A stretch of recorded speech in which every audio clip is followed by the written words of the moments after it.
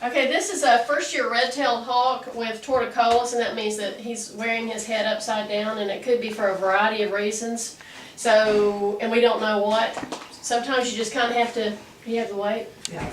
Sometimes you just have to get the Ouija board out and sort of try to figure out what the issue is and supportive therapy along the way. Here we go. Put this on the ground. All right, little guy. His vertigo's not that bad though because he's not regurgitating his food.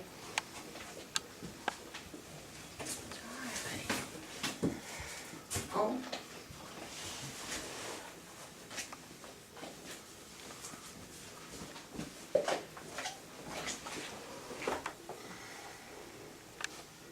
Wait. I got the pause. Do you have him? Yeah. Okay.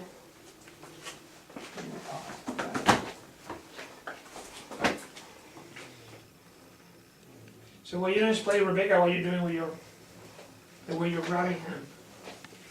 You wanna, when you're dealing with raptors. You want to take a picture, Rebecca?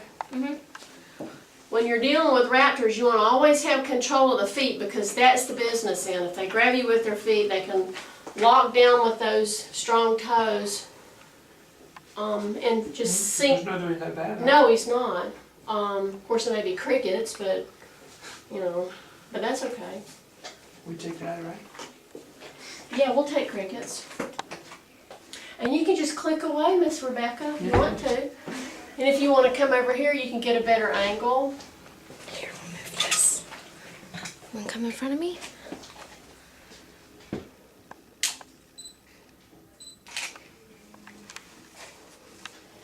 And we keep his head covered because these day-active species are sight-oriented.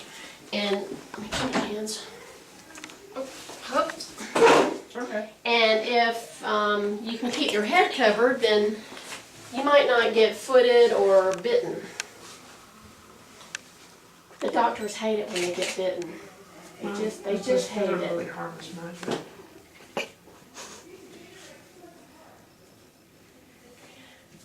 Now I'm handing him his food with long forceps, Okay. and he's able to take them.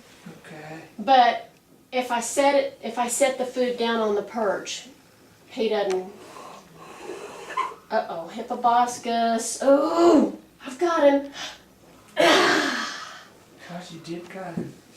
I hate those things. Those are flat flies. I hate them too. I will run screaming down the hall, tearing my clothes off. So does he. Oh.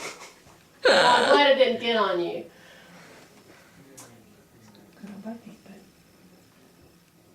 And the ear hole is really, really small, but he's going to find it.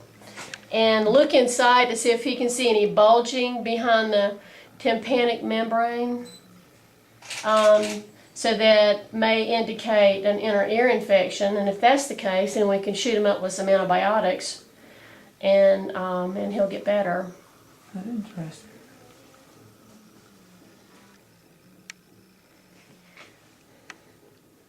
So these feathers are matted. Maybe did he have maggots as a baby, and this has been an issue all along because he's a this year bird. Sometimes they get maggots when they're in the nest. If I get babies in. You see how these feathers are matted? Mm-hmm. That tell me that it's been some sort of drainage or discharging here. That'd be the easiest thing to fix. And it looks dark in there. It doesn't normally look dark like that, I don't think. Mm-hmm. So maybe he's had a trauma. Maggie, our intrepid videographer. I'm trying. See the difference? Yeah. Look how big. Yeah. And you can see how he's protecting his eye, pulling his nictitating membrane over the eye. Okay, now show the other one just for comparison. So you can barely get to it. No, because there's a lot of drainage.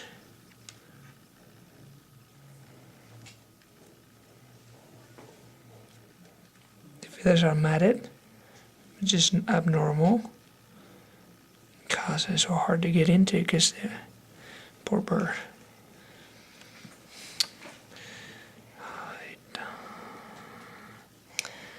It looks like it's in a different spot than the other side. It's here. It's just here.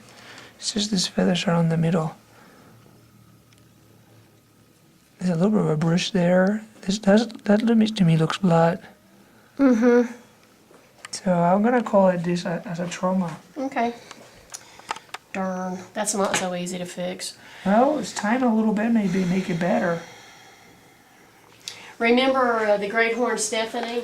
Yeah, she never did well, right? She had some improvement, and I had her for about a month. But then over the course of about 36 hours, she just completely head upside down, couldn't write it. And when they can't write their head, then they can't swallow. And when they can't swallow, Okay, hold on like that. and that's bad news. I'm gonna call it trauma right now. Okay. Well, if we can get away without having an x-ray. Yeah. Well, we could give him some time and see, but I mean, we can maybe take him for X-ray too. And I was Will you turn the light off? There. I was chatting with, just don't step on that scale, sweetheart. I was chatting with Dr. Ritchie today, because I was thinking, if you got whacked in the head hard enough to cause this. Were you talking to Dr. Ritchie? Uh-huh. What do you say? Well, he said that sometimes they can get whacked hard enough to cause this, but not really have any blood in, because I'm looking for blood in the posterior and anterior chamber of the eye. Mm-hmm. But he said that's not necessarily the case all the time. No, sometimes it's just the eye looks to be okay, but there's some discharge as dry blood on that ear, Okay. and that's where the head tail goes through. Could there be Well, I think we should do just an an ear infection as opposed to inner ear? Could it be an outer ear? Is that Yeah, but normal birds usually don't tend to get this thing, but.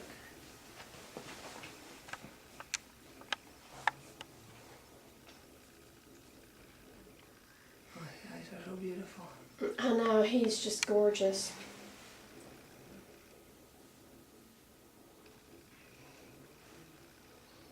Now, when I first approach him, and he doesn't do well in an 8-foot chamber. He staggers around like a drunken sailor. So I put him back in, put him in a big crate, and he does fine.